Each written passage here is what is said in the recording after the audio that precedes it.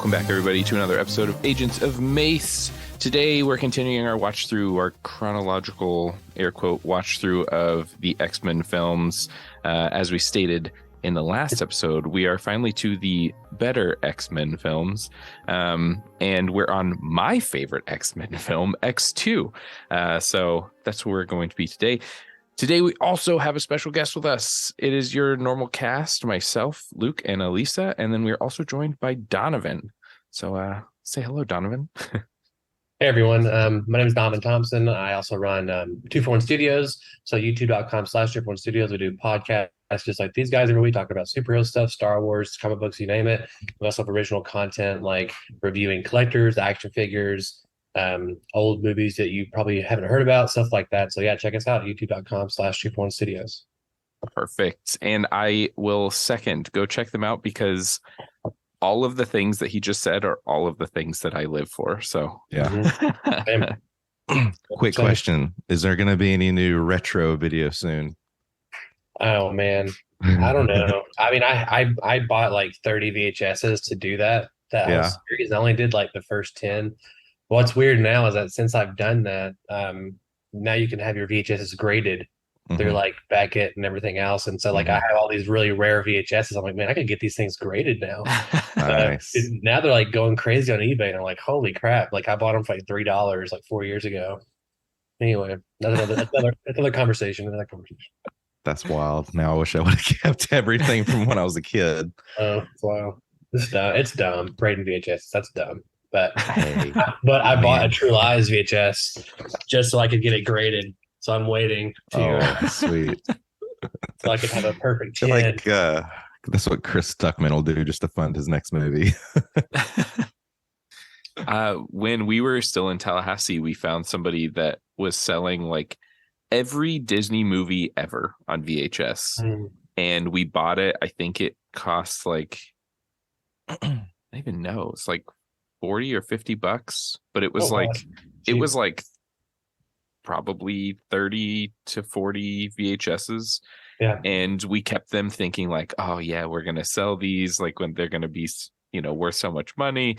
And then that never panned out. So then I was going to do like craft projects with them, and that never panned out. And then I think we just gave them to Goodwill. There you go. But enough of our tangent.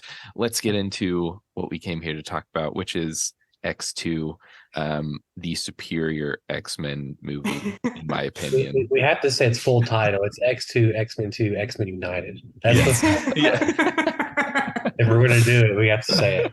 So yeah, it was far easier to find any information on as well. Looking it up, I know we talked about this last week, but X-Men was probably one of the hardest movies to like find any extra information on, since it's just called X-Men, and that's like everything with X-Men is called X-Men. So that was quite difficult. This one, not so much.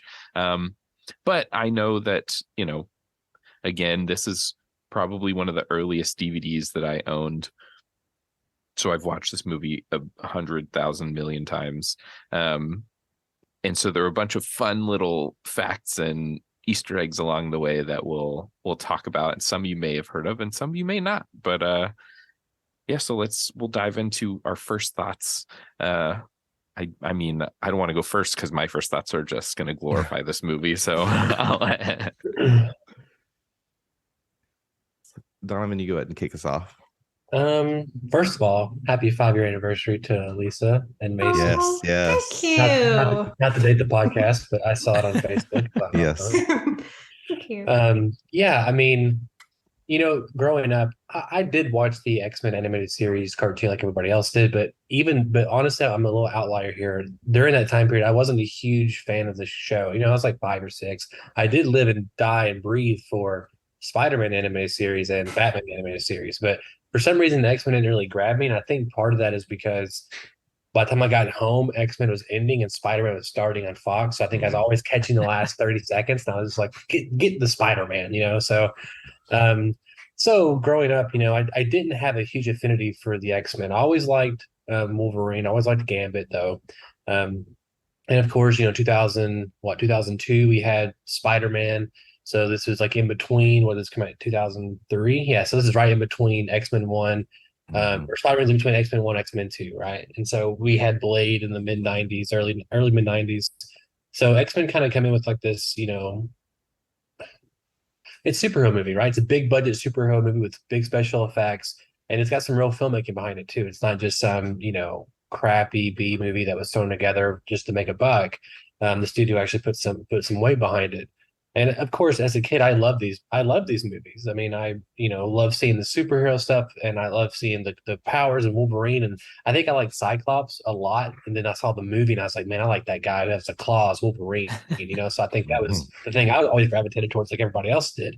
But I will say that as a kid, even though I love these movies, even then I was missing, like, I want the colorful costumes. I want to feel more comic booky, and I wanted that aesthetic to it.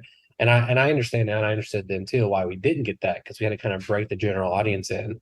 But I remember watching this movie as a kid, and I remember really liking it. But I also remember thinking, I don't know, it just didn't grab me like something like Spider-Man and those other things, because I think it was made for a more adult audience at the time. So when this came out, I was 11 when this came out, and just like you, I got the DVD, the 2-disc special edition widescreen DVD for Christmas that year for my grandma. And so my fiance was like, "Hey, you're gonna watch it before the podcast?" I said, "I don't need to watch it before the podcast." I said, "I've seen it literally over 20, 30 times." And then I started about 20 minutes ago, and I was like, "I'm gonna watch the beginning again." And I was like, "Damn, I wish I'd watched this again before the pod." Because I was really enjoying it, and just hearing Patrick Stewart do the opening monologue, and then it's all those kind of things that sometimes we take for granted because we've had it for so long in our lives, and it even kind of hits different now, knowing that Hugh is coming back for Deadpool 3, seeing him pretty young back then in 2003, and then even just seeing Patrick in the beginning of the stuff, and then thinking about Doctor Strange, Multiverse of Madness, being like, I'm so glad we got him that cameo, but it's also like, man, he was so underutilized, just even the opening monologue of X-Men 2. And I have a lot of thoughts about it. Overall, I really enjoyed the movie. I can't wait for the what I would say the true X-Men and the MCU coming eventually. But I'm happy with it, and I'm glad it's in our history books. Love it. Love it. Yeah, a little slightly different experience on my end, because I think I was a little bit older. And this is one of those more memorable theater experiences for me, especially getting into that final scene, because I was so heavy into the animated series and these characters. Like, I just remember seeing that last shot. I just lost my mind completely. But revisiting this was a very interesting experience. And I agree with a lot of what you said. The storyline is definitely geared more towards the adult audiences, because this is a little bit of a heavier storyline with a lot of characters to pay attention to with backstory. But revisiting this, seeing that, like, Brian Cox, like, I totally forgot that he was Stryker. And I'm like a huge Succession fan, and seeing him as Stryker is just awesome. And if you're hearing this background noise, I apologize. Gotta go deal with kids in just a second. But all in all, I'll say I loved it, and I'll be right back in a second. No worries. I have a dryer behind me, so it's fine. It's perfect. This is real life, It is, yeah. Real people. Yeah, exactly. How about you, Elisa? This was, we've already said, this is one of the more enjoyable X-Men films. And this was pretty early whenever I was a kid and I'd started to like these kinds of movies. Because, whenever I was really, really young, the only stuff that was really available were the animated TV shows, which I watched a handful of, and like Batman. And by the time I was old enough to kind of be more interested in movies, they had the not great Batman movies that were being released. Whoa. You're talking about Batman Forever? You're talking about Batman and Robin? Which one are you crapping on right now? I'm talking about all of them. And I will say, in their favor, I actually sat down and watched them for the first time this year. And you know what they are? They're fun. Yeah. They have the bright colors. They've got enormous, ridiculous set pieces. They've got amazing actors cast in every single role. Like that. now I totally appreciate them. But back then, all I remember hearing is how like over the top and cheesy and ridiculous they were. And I was a like elementary age girl. I wasn't going to beg my parents to take me to see a movie that I'd heard was not good at the theater.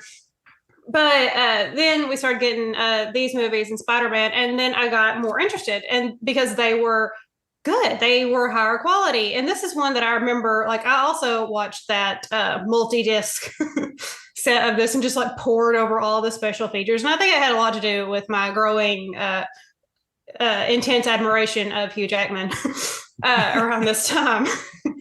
And so this is one that I remember thinking was like really, really good. I was like, oh, it's so polished. It's so awesome. There's so many great action beats and love all the characters. Then watching it this time, I won't say that it seemed worse, but there were a lot of things that never jumped out to me as a youth that have this time. There were several points that I yelled ew or no at the screen. But I still take away from it that this is a solidly crafted movie. Like there's a lot to love about X2. Stuff that is, lost in X3, which we'll talk about soon. So yeah, I'm very, very excited to talk about this movie. Yeah, I grew up on the other side where I watched the X-Men comic. I read X-Men comic, or sorry, I watched the X-Men animated show. I read X-Men comics. I wasn't really into anything else. Like I watched the Batman movies, but it was more because I was a little boy that was like, yeah, cool comic book movie, it's Batman. But at the time, I don't think I appreciated those movies like I do now. But for the X-Men movies, like when the first one came out, I was so excited because it was like, oh, this is the stories that like I know. Like I wasn't I watched Spider-Man, of course, like it was a superhero thing, but I wasn't like big into Spider-Man. I didn't really know anything about the Avengers. I was just like pretty much strictly X-Men for a very long time. So seeing the first X-Men movie, I was like, cool, a comic book movie with X-Men, but it's weird that they're all like, dressed like the Matrix because it was the early thousands. That was definitely the trend at that point. Yeah. But then when this one came out, I think I appreciated it more because I felt like it was a more true X-Men story where it's like this battle between mutants and everyone else. And there's the X-Men side of mutants that are like, we want mutant freedom, but we're not going to like just kill humans. And then there's the Brotherhood side that's like, we're going to kill everybody because you don't want us here, but we're superior. And that struggle like came into this movie all while being like bundled and warped around this like semi origin story for Wolverine. So it was like the perfect mix for me because Wolverine was who likes X-Men and Wolverine isn't their favorite character. Like Mason said that his favorite is Storm. Well, or Nightcrawler. Second. I bet Wolverine's up there, top 5. Yeah. At least top 25, top 30. Yeah. Yeah. I like Nightcrawler. And this is one of those things is going back in time as a kid, like seeing the trailer for this, like Nightcrawler was like what got me excited to see this and see, what they'll do with the effects. Like I really hope we can get a comic accurate Nightcrawler costume in a future MCU project. I think that would be so cool. I remember the reverence of just the opening scene, not really from my perspective, but just online and just kind of, being in the zeitgeist of like what people like and that kind of stuff. And people still regard the opening of X-Men 2 as one of the best openings to a movie of all time. And I just watched it a minute ago, and I totally see that. Again, I'm just not a huge X-Men person, and so it doesn't really grab me as much. But it's a really well crafted sequence for sure. Yeah, that opening still because I rewatched this a few days ago and really enjoyed it. Kind of going back with earlier thoughts, like I think for me with this one, the story holds up strong. The graphics, the visual effects, not as much. Doesn't really hold these days now that we have everything that MCU's been doing, especially some of the last moments in the film. It's It was a little like cringy at moments, but in terms of like the monologue and the story, like, man, I think it really hits and really holds strong. It's something that I wish they would bring back to movies. I love a good credit sequence. Mhm. Love it. I was thinking about it as it started. I was like, I totally know why. I totally get why we don't have it anymore. Just get right into it. And Sure. Yeah. I don't know if kids attention spans these days could even handle it. But I was watching it and I was like, this rocks. I was like, it's like especially if you gotta imagine too, like seeing this in the theater for the first time, that music's kicking in, and then you see 20th Century Fox and the score is kicking in at the highest point, the crescendo, and you're like, God dang, I'm fixing to watch an X-Men movie. Yeah. Oh yeah. You got some sweet DNA CGI thing happening, So, but yeah, no, one thing about what Drew said earlier is one of the strongest things about this movie is how it doubles as Wolverine's origin, but how it ties organically to the plot in terms of what William Stryker wants, what the Brotherhood and what the X-Men want, and then what the humans want. So I think that's one credit to it that I think works really well. And I think that this was the best use of Wolverine's time in the X-Men movies. X-Men 1 really does a good job too, just kind of like he's mysterious and he's just this cool character. And I know I didn't, what was the order real quick? Have you guys watched First Class and Wolverine Origins? Okay, so you guys did like a quasi timeline. Yeah. Yeah. Okay. So obviously this is the best. Like they should have stopped with X-Men 2 with Wolverine in terms of like digging deeper into him for his origin. Do the future stuff all you want, like do the Samurai Ronin stuff that we got later. But I think they should have stopped here because this was the most intriguing he got in terms of like where he come from. When you start peeling back all those layers in like X-Men Origins Wolverine, they're not as exciting. So some of it is just knowing what happened. Other part of it is when they don't execute it very well, it kind of sours what you do know. Yeah. And then you have like things like Deadpool that just the worst adaptation ever. In that movie, it makes it even worse. But yeah, so I think what Drew said is on point, and the way all those things combine. And I want to say one thing real quick. Two things. One, Elisa, Batman Forever, as the kids would say, slaps. And two, David Hayter is one of the writers for this movie. And David Hayter, I don't know if anyone knows this in the pod or whatever, but he did a project called Guyver 2 Dark Hero. And Guyver 2 fucking rules. If you haven't seen it, it's like a R-rated Power Rangers. Guyver's like one of my favorite things of all time. He does the Guyver kick, right? Do what? He does the Guyver kick. There is a specific kick I'm thinking of when you say that, but I don't know if it's like his special move. Yeah. Yeah. But you guys can check that out if you haven't seen it. It's a really cool movie. I don't know if I've ever seen that, but now I want to. We gotta watch Guyver 1 first with Mark Hamill, and then you gotta watch Guyver 2 Dark Hero. Yeah. Guyver 2 Dark Hero is the Is it the Guyver or just Guyver? The first one's the Guyver, the second one's Guyver 2 Dark Hero. I actually watched that movie specifically because the writer and the lead in the action short film that I did, he's a huge fan and he wanted to do the Guyver kick in the fight scene. And I was like, I don't know what that is. So I watched it and I was like, yeah, absolutely. So he did the like fancy kick for there you go for the fight scene. Okay. All right. I'm definitely gonna check these out. You should. My dream is to make a Guyver movie. That's sidebar. Go on. Well, really quick, jumping back to back a little bit.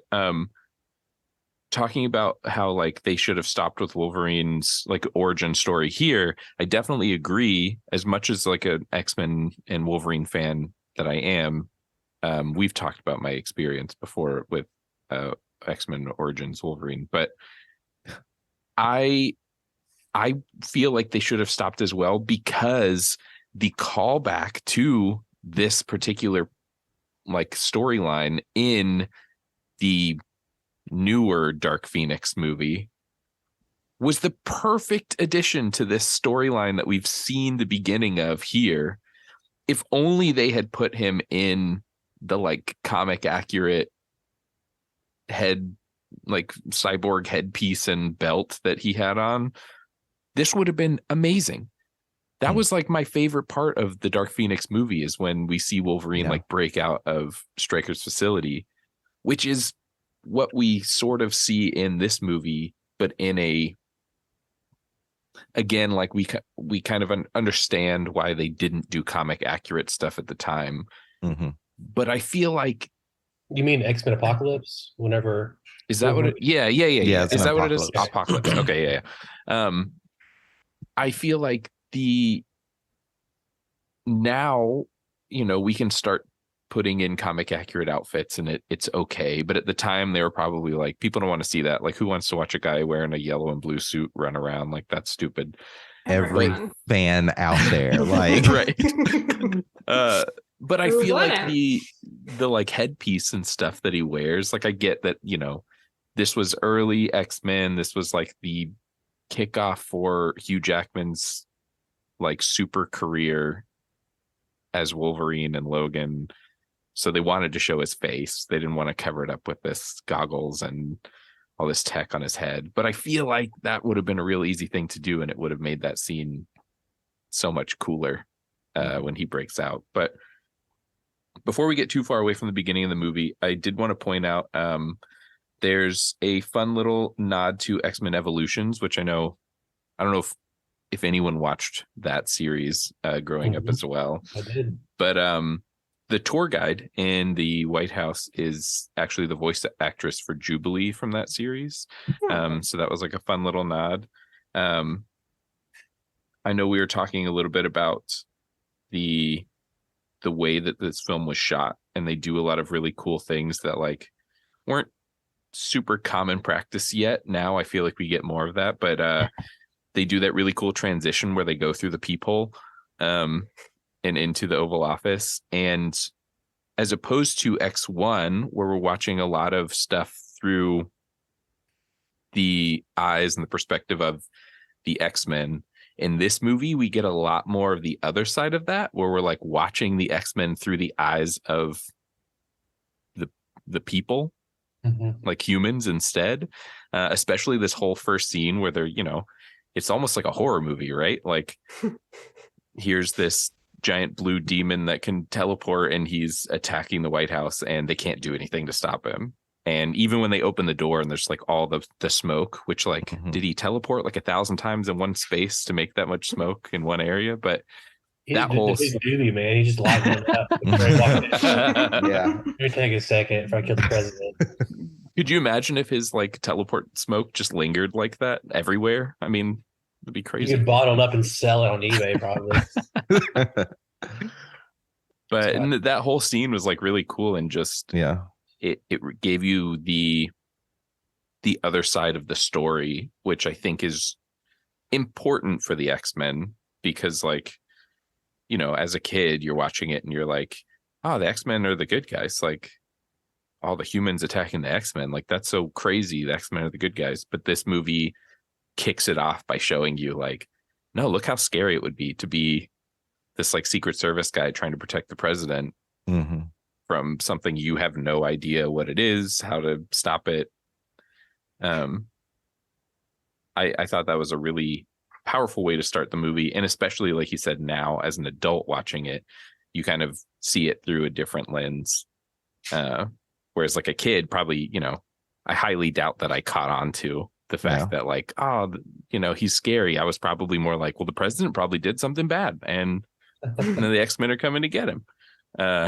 So a lot of the story in X2, excuse me, is actually based around a novel, God Loves, Man Kills, which I think really ties in, especially a lot of the different dialogue sequences in this, because you do get some minor religious aspects in this one. But, the whole focus is around Stryker just wanting to eradicate mutants. And you get that political element in it as well, of like, we know this is going on, but we're still terrified of it. And but yeah, you hit that point. Like, that opening scene sticks with you for sure, because you just don't know what direction this movie is going to go in at that point. Like, where is this going to be more of a horror type superhero movie, or how are these superheroes actually going to come into play here? Well, and I think from that series, the version of Stryker that we get in this movie is based on that Stryker, which is Reverend Stryker, who's not necessarily the same Stryker that we get in like the the more classic origin of the X-Force, which would be General Stryker. So if you're not a fan, none of this makes any sense. But I do also agree that I think that a lot of the Stryker that we get in this movie is more based on that comic run than the traditional General Stryker. Something I noticed in this opening sequence that, again, just I've never clocked as a kid, is that the Secret Service does not get the president out of the Oval Office. You could say they just get cornered or they don't have time. They're like pushing him down to where he's like kind of crouched. That is the maximum amount of protection they offer to the president when the White House is under attack. Yeah. I would hope that in real life this could not happen, but we don't know because mutants. White House has to have like a bat cave. Like there's got to be a button. Because mutants. The floor just like goes out of the. Like, yeah, I mean, I felt like it was pretty realistic to protection services kind of stuff. I mean, that's kind of standard. I mean, pushing them down like that, basically Spartan them, around them. I mean, yeah, I mean that kind of situation.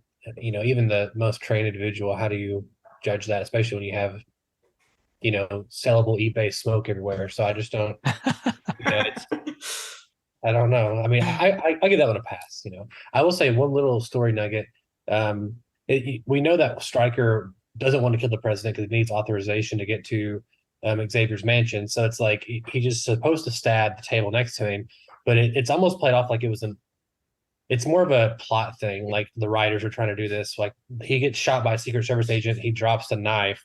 The idea is that he's supposed to be like a lone agent and that he's supposed to try to kill the president. So what would have happened if the guy didn't shoot him? Because it gives the writers a way to get him out of there quickly and to not let it play out. But what was supposed to happen was he's supposed to stab the table, and then what I'm saying? President's got to think I was going to get killed, but the Secret Service guy kind of helped out the situation for Stryker by shooting him and made it play off oh, I'm going to teleport because I got shot, But right. Anyway, that's a little plot thing that's kind of a little weak, but it is what it is. Yeah, it's interesting that the whole plot of Stryker mind controlling mutants with this serum, because I feel like if he was trying to start a war against mutants, it would have made more sense to hope that Nightcrawler succeeded and killed the president, because that would, I feel start a bigger conflict than. Well, I mean, the big thing is that to the writer's credit, if he killed the president, it would have been the more focus would have been on the president's death and not the channels he needed to get to Xavier, which is to get to Cerebro to kill all the mutants. So if he had done that, it would have took him longer to get to his path. So I think almost killing him, getting authorization quickly, because obviously the president's going to do it because he just got killed almost. And then that makes sense, from a writer perspective. I think that makes sense. It's quicker path to least resistance. Right. Well, and I know this isn't a documentary, it's a scripted comic book movie, but there is a moment where we get to see a computer, and on the computer there's a list of names, which if you really want to take the time, sit down and look at all the names, every single name on there is a mutant from either that we have seen, will see, or haven't seen yet, but they're all mutant names. And then when that window gets closed and we get to see the computer, there's a ton of other stuff on the computer, a bunch of names. We see Maximoff 2, which would obviously be Wanda and Pietro. So that's cool. We see a bunch of stuff about the Canadian forces. There's a file called X-Force, but one of the big files on there is Trask.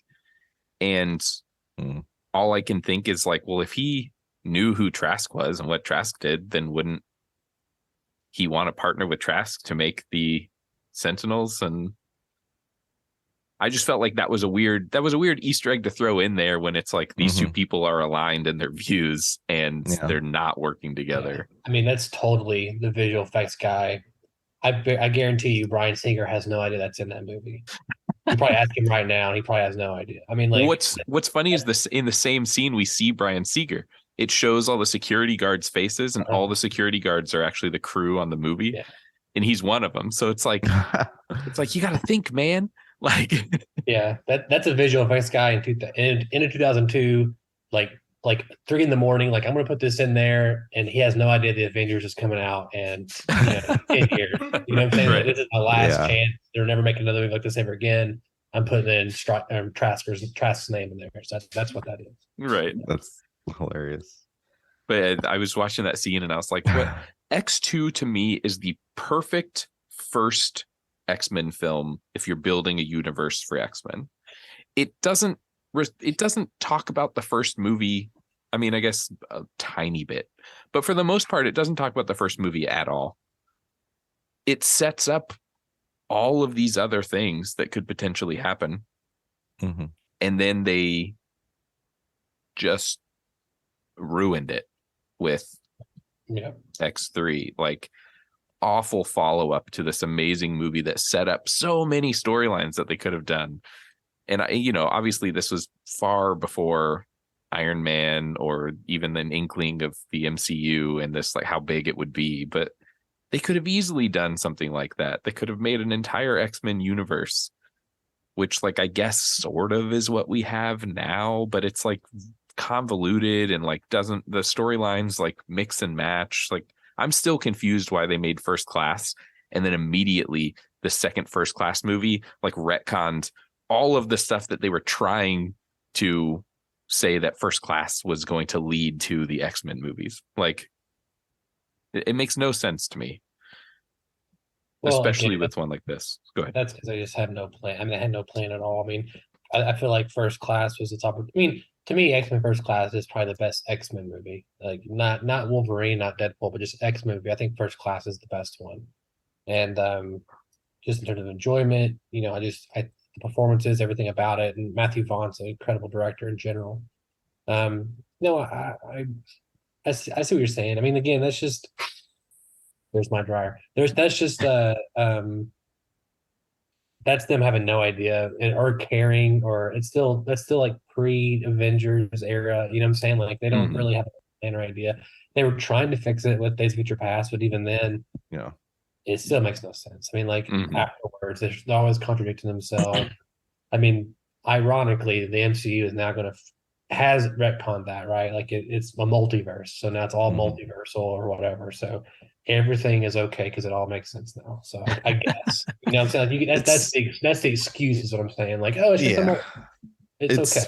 Back then, I was highly frustrated, like, on a daily basis. Like, that's all I thought about was like how these didn't fucking make sense. But now it's like whatever, It's the transition of like, we got to put something out here to keep the rights to this and keep making money versus why aren't we putting in the effort to building this into something that's memorable and it's that plus. I mean, they're I'm sure with like almost every other movie they were wanting to almost reboot it or revamp it, or they want to get their ideas. And they had similar producers. They had Richard and his wife Lauren, and all them people, but Lauren Schuller Donner, and they're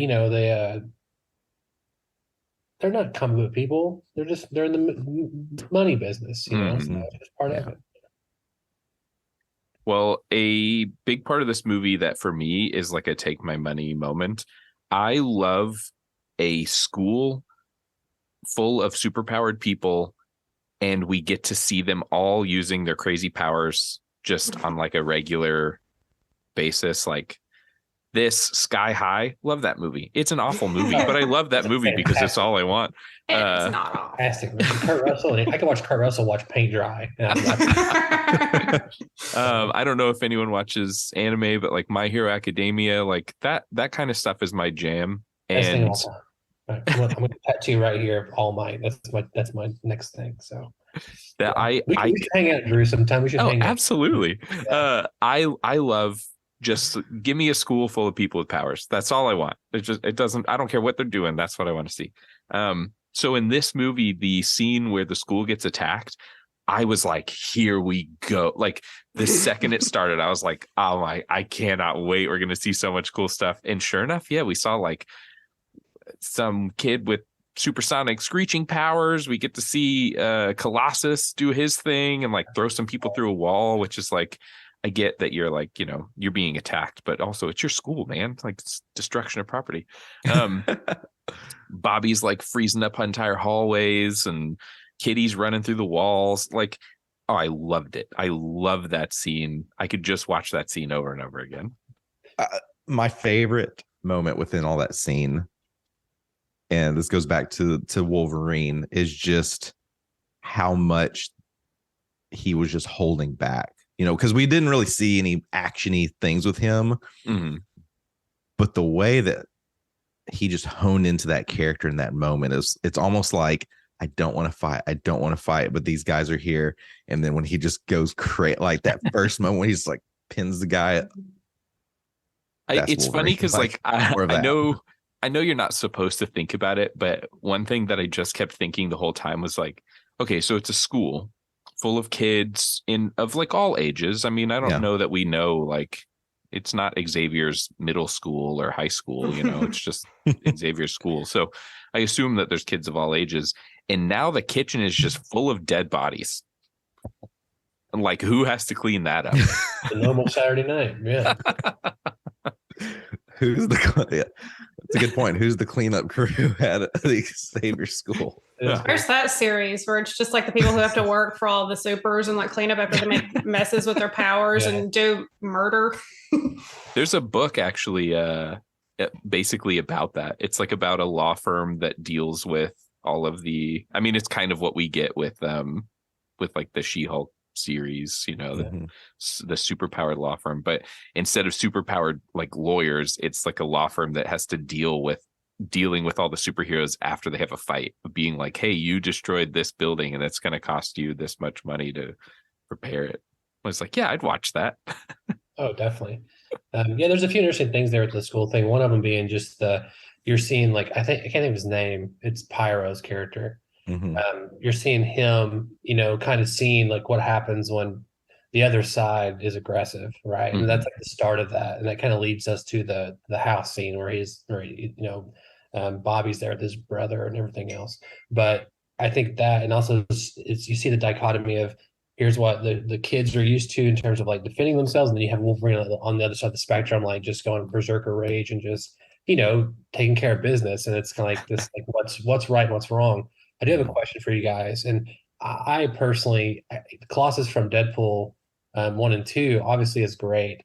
It's very comic accurate, but I always loved the visual of him like armoring up in X-Men 2. Like I like it to see it come on. I think it's a really cool thing. What do you guys prefer? I mean, I'm assuming you prefer the Deadpool Colossus. It's more comic accurate, but I kind of like the X-Men 2, and also I think he was in X3, and also I think he was in Days of Future Past. Colossus.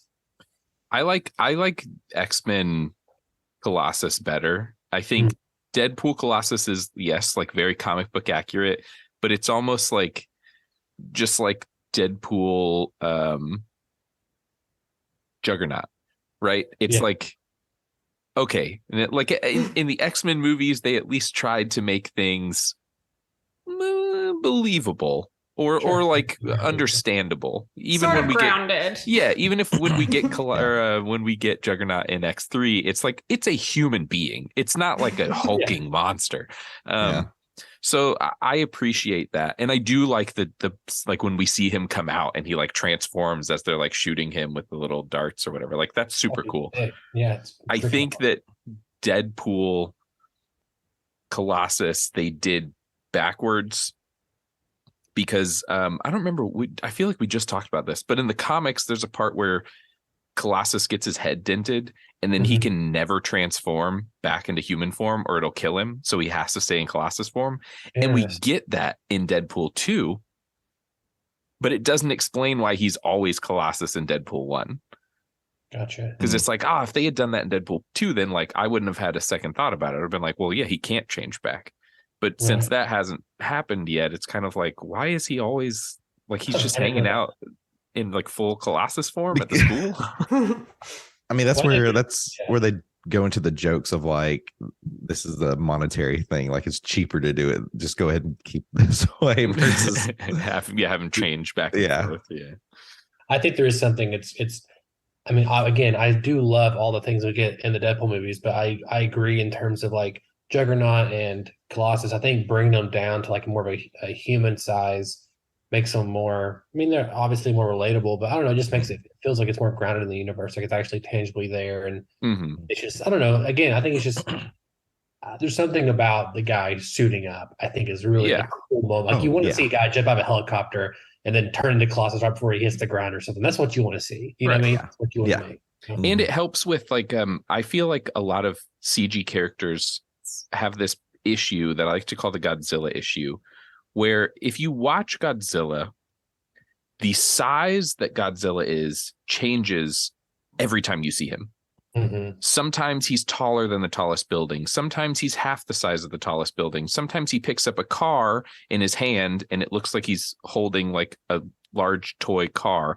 Other times he steps next to like 15 cars and his foot is bigger than all of them. So it's like you have to decide how big you're actually making this and keep it that way. And I feel like we have that problem with Juggernaut in Deadpool, where like he fits in this like train, but then when he breaks out of it, he's like twice as tall as the train thing. And it's like the classic roly-poly move. He was just crunches. Yeah. So it's like I think it's another reason that I appreciate the way that they did those bigger characters in these movies, but it's also why I appreciate practical effects over CG effects, because it's just easier to scale those things so that they're always the same.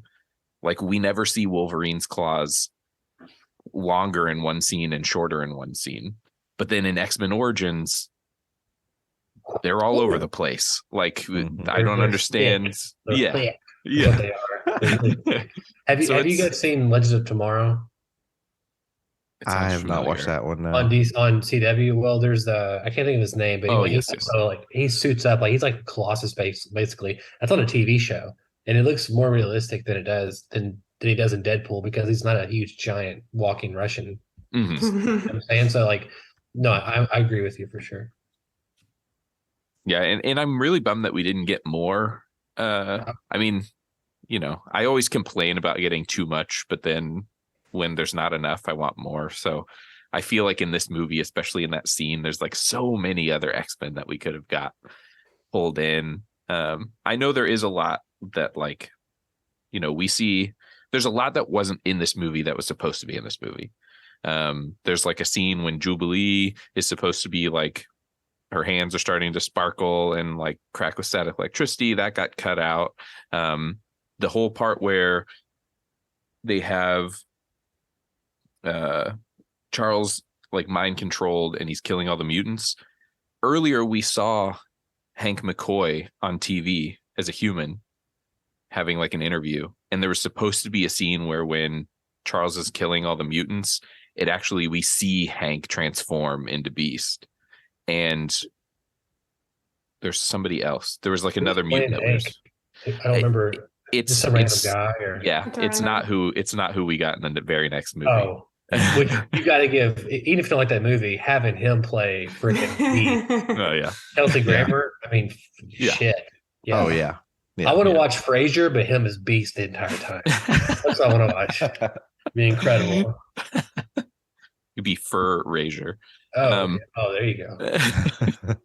But yeah, there's a lot that got cut that was supposed to be in the movie, and that always, you know, it always makes me sad, especially because some of that stuff gets edited, and then even in like the special features DVD menu, right? It won't be in there. It'll come out like years and years later. They'll be like, oh yeah, we shot these 3 things and edited them and never put them in the movie. And it's like, why didn't you release that with like the special features? Are you telling me we could get an X2 director's cut? Yeah. It's 4 hours long and bring it 500 pixels by 500 pixels. X2, I was about to say, this is United director's cut. That's the sorry. That's the it's already 2.5 hours long. Yeah. I can see why they had to make some cuts. It's a healthy length. Yeah, I mean, I wonder if part of it too, though, like that kind of stuff, Drew, is I'm sure their contracts aren't this ironclad for like B players, whatever, but you Mhm. wonder if there's people who had stuff cut. And it's like, well, even might get paid a royalties if they're on the DVD extras. Because, I'm saying you True. wonder, and then you wonder if like, well, I'm sure there's little clauses like that that's sprinkled throughout there. That, I mean, again, the DVD stuff, I miss having special features and, those kind of things. And even though I didn't watch half of them all the time, I did some of them, but like I think it was just a thing that they did just enough to warrant you to buy DVD. They didn't really need to Mhm. go full blown, And also the other thing too is they purposely withheld certain things so they could have more editions later. Like Yeah. I'm maybe cynically they did it like oh do it on purpose, but I think part of it too is just that they just like, we'll just do enough. And the part is like, well, 10 years from now, we'll have another cut and you can, or another or DVD or whatever it is. And, it's forgivable. Again, there's a reason I like to think that the movie we get is the director's cut or the studio cut because there's a reason why we don't see those other things. The performance is really bad. The visual effects weren't finished or whatever. And it's like, you know what? Just keep it out of your mind's eye kind of thing. So I forgive some of that kind of stuff. I would, except Donovan, I haven't told you this story, and I'm sorry, listeners, and Luke and Elisa, I've told this story 100 times, but the first time that I watched X-Men Origins Wolverine was like a pre-comp cut of the movie. So half of the CG effects weren't done. Like when the plane flies over at the beginning, it was just like a gray model of a plane. And watching that movie, I was like, there's no way that this was released in theaters, right? Like, this is awful. Yeah. And then years later, I watched the actual movie, and I honestly I kind of like the pre-cut version because it gives you a little bit hope that like eventually this will be better. Yeah. So I like having, as much as director cuts are cool, but I kind of they can be cool. Yes. I do really like seeing deleted scenes later and get to like insert them or insert the ones that I wish were in there. Yeah. In my mind, and like wish that there was like a Drew cut of the movie that had like just the ones that I wanted. Because some of the extended scenes you're like, well, I can see why you cut this. This is awful, or it like doesn't add anything to the story. So I wish that there was X-Men Origins Wolverine is just one big deleted scene that got accidentally released on the studio. But I like to pretend personally. I say that I've seen that movie probably 10 times. I mean, I watch all these things like a gross amount of times, even if I don't like them. So, but yeah, I wish I was on the X-Men Origins podcast because I would have had a few things to say on that one. But well, talking about things that were left in on accident, we'll kind of fast forward a little bit in this movie when they're breaking out of Stryker's facility and they need Kurt to teleport inside a chamber to get some kids out. If you look at the shot right before he teleports in there, he's already in there. I think that they meant to take him out and they didn't. But this is probably one of my like favorite oopses from the X-Men movies, just because, I mean, apart from Origins, just because it's just so funny. Like you just see him standing back there in the dark and like it's just not quite dark enough to like make him not visible. And then you hear the like bamf and then he like steps out of the shadow and it's like, did he like teleport again just to get their attention, but he's been in there the whole time? I don't know. I just thought that was so funny every time I see it. I'm like, God, you guys had so much money to make this movie and some shadows tricked you. I think too, I mean, also they didn't anticipate having these really nice TVs that could look into like some, black screen TV might not be as black as they should be also. So like they're watching like pretty contrasty film when they're editing and stuff. And you just never know. There's always those factors going in. Right. It's just it is so funny to me thinking like, surely somebody said while they were shooting, like, okay, you're gonna stand here, and then in post we'll edit you out. It's totally cool. And then when they got to the editor, somebody just forgot to mention like, hey, when you get to this part, can you edit them out? And so they just didn't.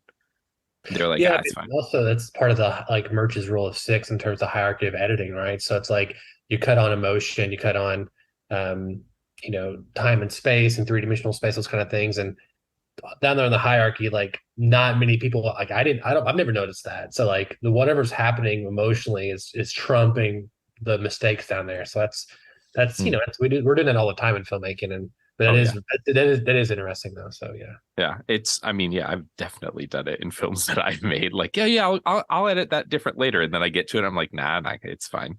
But yeah, it was just funny thinking about like just how much money, especially for the time that they had to make this movie, and there was just like a little thing like that, and like you don't really notice it if you're watching the movie because the focus is on the kids. Because I think like Rogue is saying something. So like the focus is on her. But after I watch a movie like 12 times, especially when I was a kid, like we didn't have cable or anything like that. I had VHSs and I had DVDs, and I would watch them over and over and over and over. I would watch them in other languages just to like mix it up, like, so I started focusing more on things that like, what's in the background here? I'm like, oh, what's that guy doing in this scene? And that's when you notice those little things that you're like, like a lot of times in movies when people are running, they'll like look and you're like, what are they looking at? Like, that's not where the monster's coming from. Like, why are they looking left? The monster's on the right. But it's just like a background actor. They were probably just like, all right, everybody run. There's a monster. My last big thing that I wanted to talk about for this movie was Lady Deathstrike, because what a cool character to put in this movie. And then her fight scene with Wolverine is so cool and ends in such like a violent, dramatic fashion. She gets like her body filled with adamantium and it like leaks out of her eye sockets and her nose. And then the metal clunk that they added when her head hits the bottom of the tank. I was just like, as a kid, I was like, oh my God, like that's too violent for me to be watching. It's a good sign. It's a good sign. Oh yeah. But now I love that fight scene. I think it's cool. Like, the when she first extends the claws and just Wolverine's like, when he's just looking, he's like, oh shit. That is like, I felt that. Like he's just like, it's almost like Old Man Logan's like, I really don't want to do this, but I guess you gotta. I think the worst part is when he's on the grate, I think, and she's stabbing up and like the drops of blood are going into the like the little whatever the little containment area thing. It's pretty violent. I mean, as a kid, I was like, it's okay. He stabs her with the thing, and then she gets injected with the adamantium. I want something cooler. Like I'm always in service of what's cooler here. Like, what can we do? Can we make it 10% cooler? And then after that, can we make it 5% cooler than that? So, like, as a kid, I'm like, oh, that's okay. I could have thought of like 10 other cooler things to do, but it's fine. It's fine. It's a good little, it's fine. It almost bothered me that her claws came out of her fingers. Like, that doesn't seem like the most stable place for you to use your weapon claws. I mean, it does work in this scene. She holds her own in this fight until the middle feeling part. But I looked on the trivia for this movie on IMDb, and it said that they had to glue those claws to the actress's fingernails. They made her grow her nails out and they glued them on under there. And that sounds very painful. That's the rumor. She still has them. It's tragic, actually. They never fell off. She's tried. Art, If you've ever had fake nails removed, it's tough. I've seen it done. It's not easy. It's funny to me to think like her nails are so long, and realistically, the sharp part of her nail is like the tip. So I've never understood in comics or in the movies why Lady Deathstrike's nails are so long. Like, I know in the comics she's like a cyborg and her fingers are crazy long, and that's what turn into adamantium. But for this, it's like, she like grows her fingernails like 6 inches long, and realistically, the last like 2 inches are the sharp part. Why make them so gangly? You feel like that would be like, can she pick stuff up? Does she have to like close her nails to pick something up really quick? She just stabs things. Like, she wants a Twinkie, she just stabs a Twinkie off or a hot dog or something. One thing I want to talk about is, and I'm sure you guys have maybe talked about this in your last one for X-Men 1, you'll talk about it definitely in the next one. I know you will about the first 10 minutes of the movie. But one unsung hero throughout the whole franchise, and as someone who didn't get any love, in my opinion, was James Marsden as Cyclops. And like just the small amount of screen time we get with him in this movie, it's like, man, like I still would take a James Marsden Cyclops, like as a as the leader of the X-Men. Like because I love Wolverine and I'm glad I got all that Hugh goodness. I really wish that we would had a true X-Men movie with Cyclops leading the team and got to dive more into him, into Scott Summers. So I doubt we'll get James Marsden in any large role in the future. Maybe in Secret Wars, maybe in something else. But I really loved him as the character, and I wish we'd got more of him. I definitely agree. I mean, the X-Men comics did something that's like one of my favorite things that writers do when they make a movie before. Like, I know comics is different, right? Comics never end, but like, think about Harry Potter, right? They made the movie, they made the fourth movie. In the fourth book, Hermione goes and finds out about the house elves that work in the castle, and they do spew and all that stuff. And then they cut that out of the movie. That wasn't in the movie. And then in the last book, boy, oh boy, there's like an entire chapter about how the house elves that work in the kitchens and they're friends with Hermione and they come to the aid of the school and help defend the school. And as soon as I read that, I was like, oh, JK got them. She was like, you cut spew out of the movie. Well, guess what? Now spew's a main part of the book. Like, I love when that happens. And I feel that way about Cyclops, because eventually Cyclops takes over not only the X-Men, but the Brotherhood of Mutants, and creates Utopia, which is like the place where all the mutants live. And he's in charge of it. And he has like this crazy bubble helmet with a big X on it. And he's like super cool. And he's like the leader of all of them. And ever since that happened, that's all I can think about. It's like, man, they really did him dirty in those movies by like basically making him a punchline for Wolverine jokes. And other than that, like they're making like Scott and Jean and Logan this trinity of this awkward romantic triangle thing. But the movies make you not like him. The movies make you think like, oh, Jean, like, leave him, get with Logan, because all of the storyline is Logan and Jean.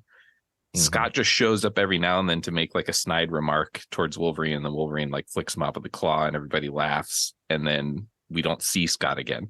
So it's like, man, give him a chance. Can you imagine being James Marsden? Like, all right, X-Men 3, here we go. I'm gonna read the script. And he starts opening it up, and he's like, oh, first 5 minutes, I'm dead. You know what I mean? Like, oh, they really don't like my character, I guess.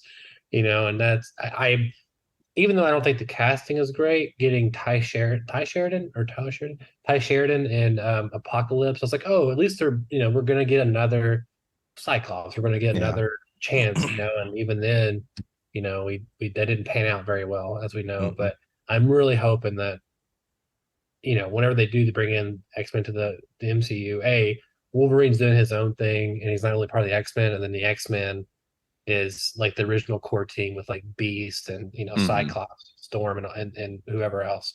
And I really hope like they do their own thing and Wolverine comes in. Wolverine should be kind of like the Hulk, where like he's everyone's favorite character in the scene if they do him right, like in Avengers 1.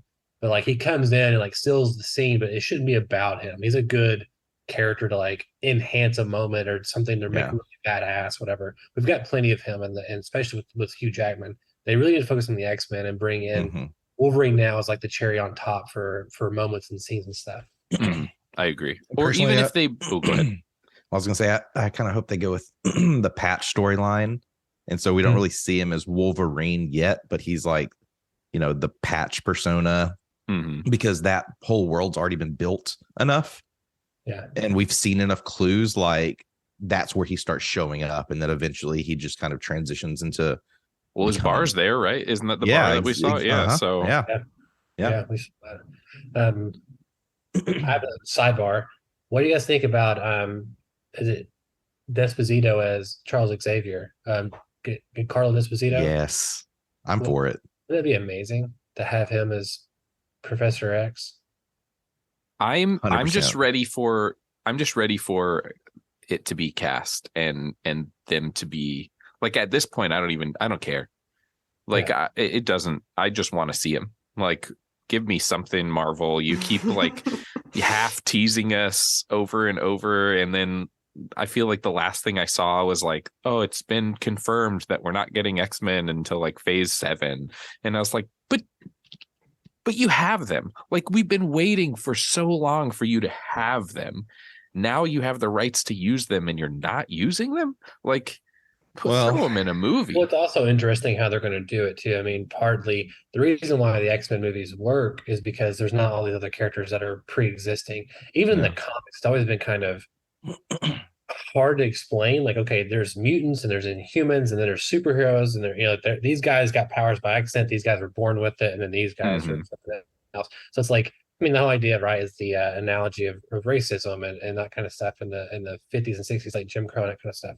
So, which also Denzel would be a great Magneto. But you wonder like how they're going to do this in MCU when what I think is a mistake in Phase 4 is like having all these rando B villains and superheroes pop up and like She-Hulk on the side, and then it's like, okay, all these are going on, but then the X-Men comes up with what makes the X-Men so special? Like, what's their threat to humanity that makes them isolated and kind of gives us that the racism aspect of it all. So I wonder how they're going to do that. I do want to know, Drew, what's your thoughts on Phase 4 so far? I liked Phase 4. I feel like I enjoy them introducing all of these other characters. I enjoy there being these series that I can watch that are like characters that are like, yeah, like if they came out tomorrow and they hadn't done Moon Knight and they were like, hey, in 6 months we're going to come out with the Moon Knight movie, I would be like, that's weird. Why? Like, why? What are they going to do with him?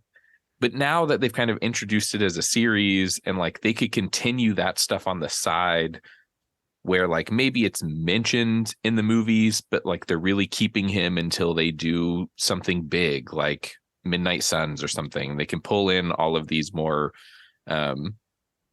extraterrestrial sci-fi horror heroes.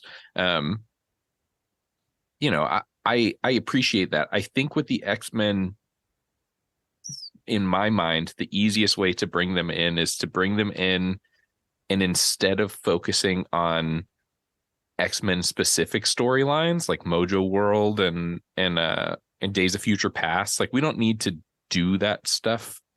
Instead, it could be more like maybe they hit us from the beginning with X-Men versus the Avengers and do that storyline. And then that way it kind of introduces the X-Men. We don't know who they are. Maybe they don't know who they are yet.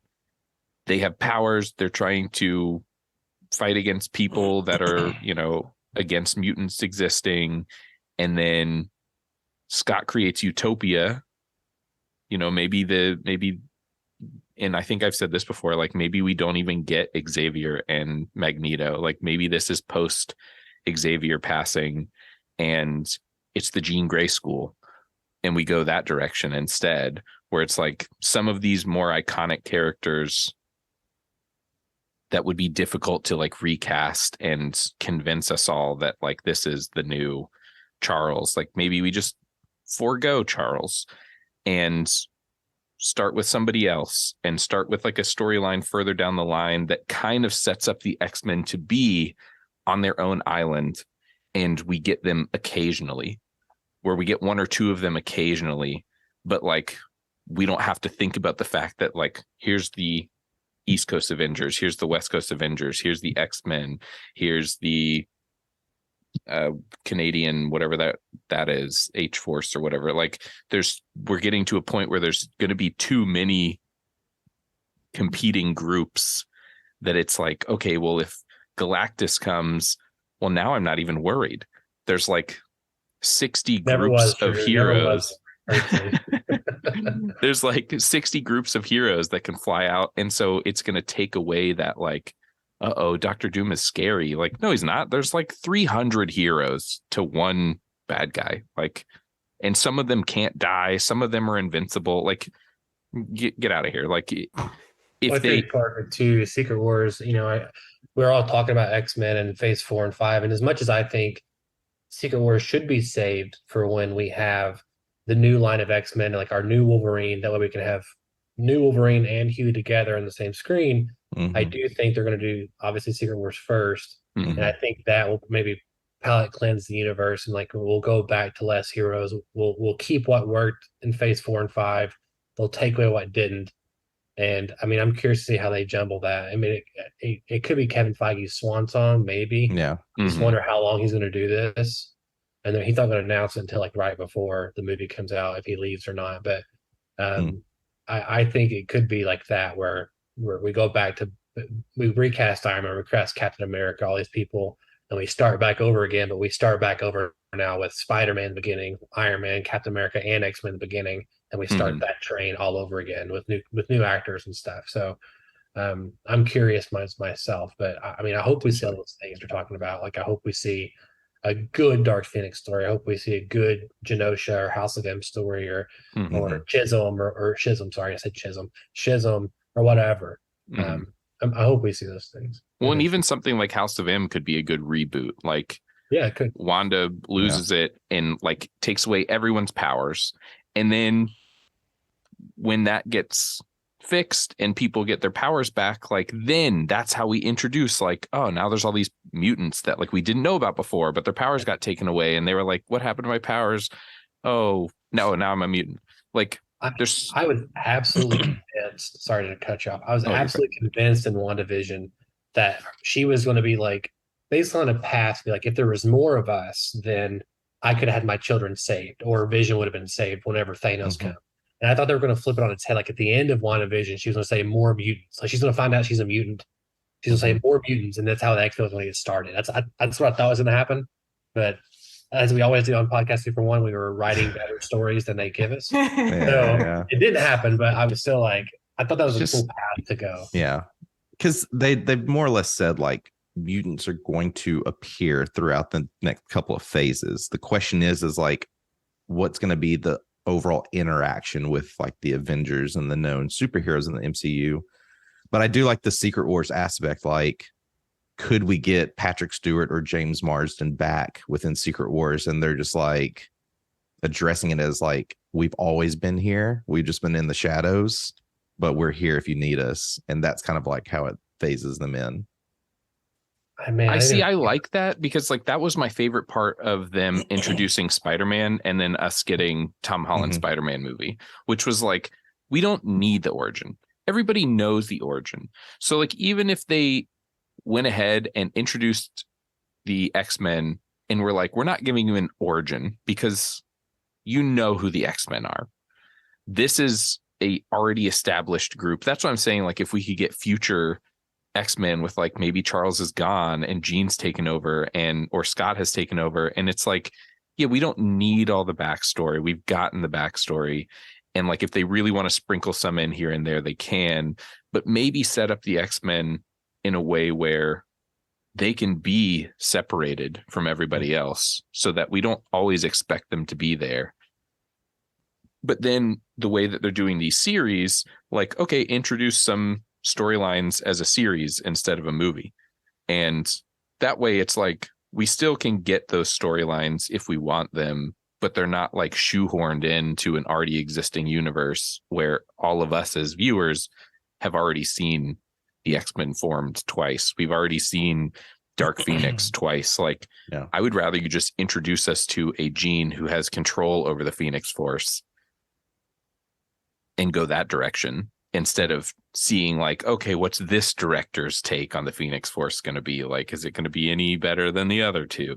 Like, I really enjoyed, we haven't gotten there yet, but I really enjoyed the new X-Men. I thought it was like a fun new X-Men story, and that's what I want more of. Much like my Star Wars fandom is, I want Star Wars universe stories that you don't ever say Skywalker in. I think it's such a cool universe, just like the X-Men. I think it's such a cool universe that like I don't want to. While yes, it would be cool to see them do justice to some of the characters that they didn't before, I would rather you hit me with like new X-Men. Don't even do old X-Men. Do new X-Men and do Hazmat and Metal Face or whatever that the red robot guy is. Like, give me those characters, and then like have maybe some of the more classic X-Men are just teachers at the school, but they are not the X-Men that we get as like the new superhero team X-Men. I have to disagree like 100,000%. Like it's the thing, like it's like having, let's just use DC example. It's like, oh, let's do Supergirl and the Flash. And it's like let's do Superman right first. And then we can bring in Supergirl. You know what I'm saying? Like I hate them trying to do these legacy characters and then like failing in some way. And then like, let's just throw the kitchen sink in there and see what works. It's like, well, get the things that are tested and true that work first. And then you can, because like a Supergirl story it can absolutely work on its own. It can, but like it works the best when you have Superman involved in the beginning. Mm-hmm. Like it's like having Batman Beyond, like, oh, we failed with Ben Affleck. I'm not saying you did, I'm just an example. We failed with Ben Affleck, let's do Batman Beyond. It's like, okay, I love Batman Beyond. Give me Batman Beyond like 1,000 movies in a row. Every day I'd watch them. But it's like, don't do Batman Beyond unless you do a good Batman story first. Like let's so we can have that emotional connection with that Bruce Wayne. Like, you know what I'm saying? Like I'm always down for like, let's get the legacy characters in tip top shape. The downside of that is like, where comics it's okay because comics they don't age, they can just do whatever. Like now that we have, you know, it's Hugh Jackman's been doing this for 20 years now. And so it's like, you want him to be interacting with Spider-Man and Tony Stark and Iron Man. But because these actors have contracts and it's money deals because they're aging, it's like, okay, I'm going to kill some off, whatever. Like I wanted Iron Man to talk to, and we still may get this in Secret Wars, but like I wanted Tony Stark to talk to Hugh Jackman Wolverine. And I want them both to be 30 years old. But we can't, you know what I'm saying? Like that's, you know, I get logistics behind it, but I think we should get the legacy characters first. And then go from there. It's just I get it because we've already got look at the list here, 10 Wolverine movies. You know, I get it. I totally agree. But we haven't gotten Wolverine with this classic costume yet. So it's like do it right once, and they've teased it. Yeah, well, like 6 times. The deleted scene in the Wolverine is yeah.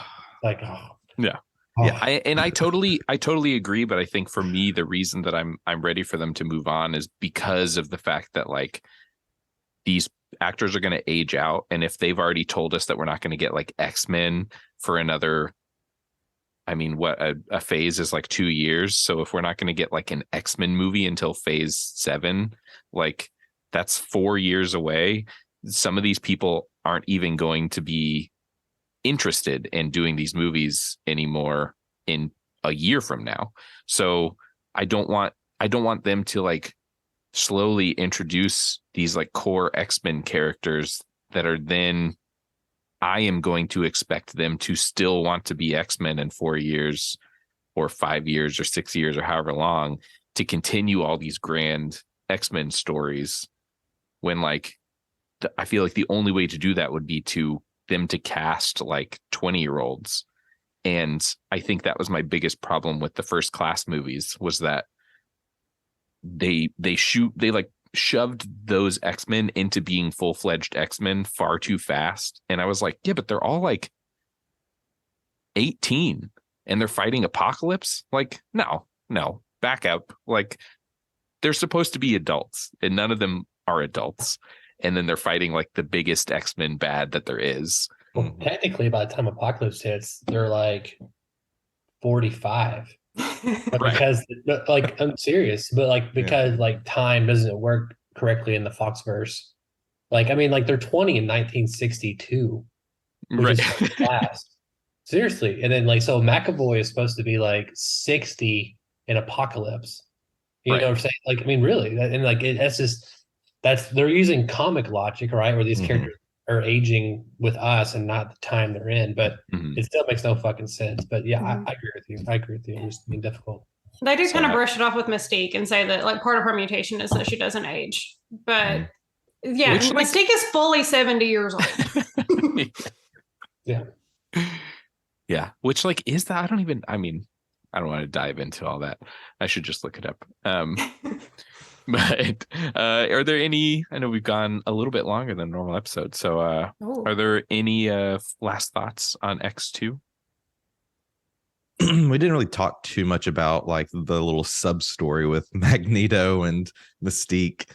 You know, it's like Magneto's such a huge part of X-Men, and especially with the the relationship with Xavier and but it's like he's in jail, and it's like every now and then here's trying to break him out of jail, but then we get this like joined forces. And I was thinking like early on in earlier discussions of like what could the story have been if like what was Stryker's relationship with Magneto? Did he even curious to see like if Stryker would have went and talked with Magneto and tried to like join forces there, or what was his viewpoint around Magneto and Magneto's vision especially from like the first X-Men movie.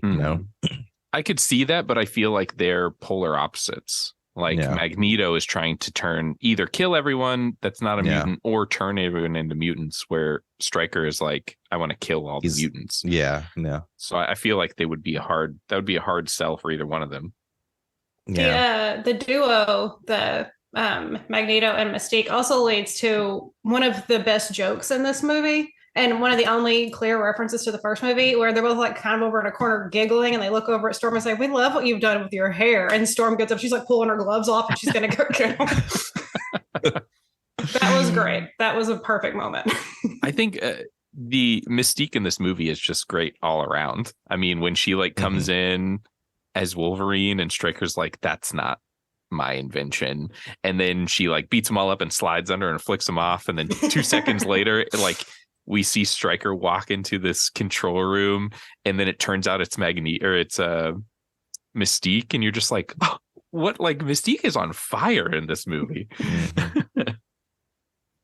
Yeah, that character's always just been a force, like, because it's one of those like hidden clues of like, is that Mystique? Like, you want to pay attention to the details of like who's who, and I always thought that was cool. Side note, I totally like didn't realize like she was married to John Stamos until was married, like I know that. Yeah, I thought that was crazy. I really hope that whenever we do get X-Men in the MCU, that they do something where they're like, if you looked at this character in Iron Man, there was like gold flecks in her eyes. That's Mystique. And if you looked at this character in Guardians of the Galaxy, there were gold flecks in her eyes, and that was I always wished that like there was something a little more subtle than like the few times that we do see Mystique is actually somebody that we didn't know she was. When her eyes just turn completely yellow, it's like, well, that's a little in your face. Like everyone would notice that. But if there was something like she had like a yellow tint to her eye, or something subtle like that they could easily, like, Kevin could have been throwing that in every single movie. Yep. Maybe all those times that Nikki looks in the camera in She-Hulk, it's actually Mystique. I'll take it. I mean, maybe. And then my last thought, of course, is like, I lose it whenever you see the Phoenix flying in the water at the end. I mean, that's just that was like cherry on top. Like, and with just the monologue over top, which is like basically exactly what Charles said, but it's Gene saying it. I like the monologues that they do in these movies are great. Yeah, they're just like, they hit you. You're like, oh my God, you feel like you're a part of it. Yeah, it's great. But couldn't Gene have done the thing from inside the X-Jet? Look. I agree, Elisa. Well, and I also, in my looking at the trivia, it said that they didn't even begin production with the idea that it would end with Jean dying. It was like an idea that I think Singer came up with partway through, and then just kind of ran it by Famke Janssen, and she was on board with it because she was excited to like do the Dark Phoenix thing. But how do you go into $100 million movie production and not know how it's going to end, not have a like really specific target about what you're working toward through this whole movie? And I think that's kind of how we ended up with this scene where, again, I really think it didn't have to happen this way. Because if you just think about it, she has all these incredible powers. Does she really have to be outside for them to work? Yeah. Is this an absolutely necessary self-sacrifice? Or is she just kind of dipping because she's tired of having to be picking between Scott and Logan? Is her out? Yeah, it's just like, I can't take this anymore. I think it works. I mean, part of it is it's like working out. Like, sometimes it's easier to make that mind-body connection when you can physically see the thing in front of you versus, doing your mind's eye and seeing it across. I mean, it's also a movie. I mean, there's a different things. That's the ultimate answer is that the writer wanted it to happen because that's what happened. But movie. But to answer the other question about the $100 million and no ending, like welcome to the current Hollywood model, specifically with like the MCU and other big budget movies. Like almost like the last 3 or 4 Mission Impossibles, they write the third act while they're doing it. Like the Batman, they rewrote the third act, or they hadn't figured it out yet when they started production. The pandemic hit, and then they rewrote the third act, whatever. Which I think the third act is not great. Even I like the movie a lot for the Batman. The third act was the part I did like. We'll have a conversation later, Lisa, why you're wrong, but it's okay to be wrong. But I that's just part of it sometimes, and that was way abnormal back then. It's very common now because of they even have it built into their schedule, reshoots, all these other things. And I think you can really see it with like some of the VFX, like the seams breaking and some of the visual effects, and like Thor, Love and Thunder, and then Doctor Strange, and like just seeing wigs and reshoots and all these kind of things. You can really see the stress of like the not knowing where they're going, the rewrites, and you can even see it like back then they were just coming off of X-Men, which blew up box offices. So yeah, they were probably like, oh my gosh, like everyone loves this. They were like, hey, we kind of have a script. They're like, do it, shoot it right now, like figure out the ending later. Yeah, and I think also there is some like weird rules and stuff in terms of like what you can and can't shoot, is like in terms of like changing the script for the Writers Guild and everything else during production. But I think like it's okay to discover those kind of things while you're shooting, and especially if you're shooting somewhat in order or whatever. I think like that's part of the filmmaking is like, this actually works better. And I've never had an issue with the ending of X-Men 2, and I think it works great with the overall themes of the movie in terms of what you're willing to sacrifice, and then also what you're willing to become, to get what you want. So I agree. I think for my last final thought would be on that. If X2 had ended the way it did, and X3 had been a completely different storyline where we get to see Scott dealing with the fact that Jean is gone and having to like take over as leader for the X-Men and like actually be leader of the X-Men, and then the fourth movie would have been the Dark Phoenix movie, I feel like it would have hit differently, because we didn't get time to like Scott. So when he dies at the beginning of the third movie, you're kind of like, okay, well, now Jean and Logan can be together. Like, I do love, not to spoil your next podcast, I do love whenever he's walking up his gauntlet, like things are ripping off of him and he's like crying, and that's pretty cool. Like that's a cool scene. I everything around it's not great, but like I think it's cool watching Hugh walk up there and stab his girlfriend. I think that movie could have been better if there had been something in between to give us some time to like watch these characters actually grieve and deal with that, and then Jean comes back, and then it would hit you like, oh, she's back, like, oh my gosh, like everyone was so upset she was gone, now she's back, everything's gonna be cool, and then she goes crazy and like starts killing them, and then it's like, whoa, what is happening? It's like they need that Tony Stark funeral scene. Like you need the whole school, you need to see the mutants that were impacted by it, and you need a beat before you immediately bring her back. But that was X2. So we've given you a little sneak preview. That was X2 X-Men United. X2 X-Men 2 X-Men United. There you go. I almost had a brain aneurysm if you guys didn't say it correctly. So these writers deserve our respect, guys. you got a little sneak peek of our next X-Men movie, which will be Rise of the Dark Phoenix, I believe is the title. So get ready for that. Unfortunately, there's nothing between, so we'll just go right into it. But So, real quick, do you have this one? I assume you're going to do the Wolverine after that. And are you going to do Deadpool 1 and 2? Or are you guys going to do New Mutants last or Logan so last?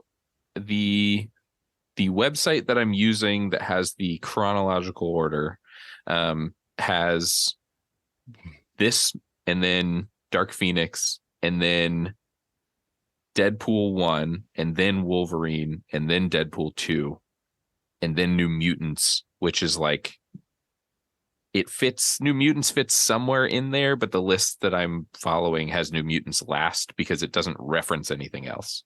Yeah. So it's kind of like a standalone. I would do Logan last just to end on a good one, Oh, yeah. And on a high note, the highest of notes, actually. So yeah, oh yeah. Yeah. I do want to rewatch Logan, like the black and white version. It's like that, and the Snyder cut. Like, I haven't watched the black and white versions of either of those. It's the same movie, just black and white. I know, but it's just still like, I just want to experience like everything. That was like they did that with Justice League, and I was like, we already watched this for 5 hours, and now you want me to watch the same movie but without colors. Yes. Give me Logan, but like Sin City. Yeah. Like just red. That's the only color. Like, I'll watch that. That would be cool. That would be cool. Good idea. Well, we want to thank you, Donavon, for joining us this week. If you're interested in any of these other X-Men movies, feel free to join us again. Yeah. Call me up for any of them. I'm not sure I can make all of them, but I'm happy to talk about this kind of stuff. It's my kind of my jam, so it's what I live for. But thank you guys for having me on. I really appreciate it. And if you guys want to listen to more of Donavon's stuff, go check out 241 Studios. You guys have podcasts, videos, everything, right? Have it all. We have all kinds of stuff. Yeah, you can find us on 241studios.com, or you can go to youtube.com/241studios, which is the best place to consume all of our content. Again, we have weekly podcast episodes. We've already pre-recorded episode 149 and 150, but we're building up to those. But those are our breakdowns with Dr. Bruce Hutchinson, who's the head of the grad department at UCA for film, and we break down Avengers Endgame in 2-part special episodes. So wow. Ooh, very cool. It's like probably the best things we do, I think, is we get movies, and sometimes they're Marvel, DC, superhero, other times they're more independent, whatever. But we actually take like a filmmaker approach and break down like the sequences, the act goals, the everything. And Infinity War was a great one, episodes 199, 100. Because it's such an interesting movie, and the Endgame is pretty interesting too, just to how the writers, figured things out and how they structured it compared to other movies.